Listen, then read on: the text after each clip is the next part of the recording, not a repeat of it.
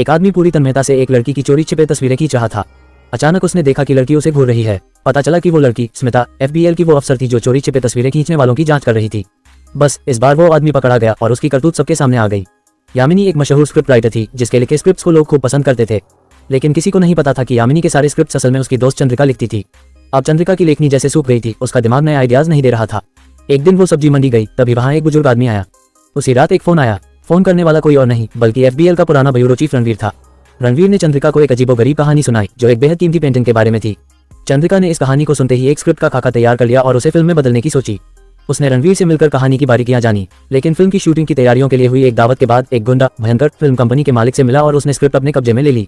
पता चला कि ये कहानी कोई काल्पनिक नहीं बल्कि सच्ची थी।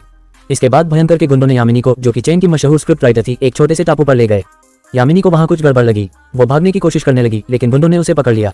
उन्होंने उसे खूब डांटा फटकारा और मारपीट की। आखिरकार उसे अस्पताल के दरवाजे पर फेंक दिया गया। चंद्रिका को लगा कि रणवीर ने उसे अपने खेल में मोहरा बनाया था, लेकिन वो नाराज नहीं हुई क्योंकि उस चोरी हुई पेंटिंग की कहानी ने उसका कौतूहल जगा दिया था। उसने फिर से स्क्रिप्ट का एक हिस्सा लिखा और फिल्म कंपनी को भेज दिया, लेकिन उसे क्या पता था कि कंपनी का मालिक भी भयंकर का चेला था। चंद्रिका फिर रणवीर के घर गई और कहानी की और डिटेल्स जानी।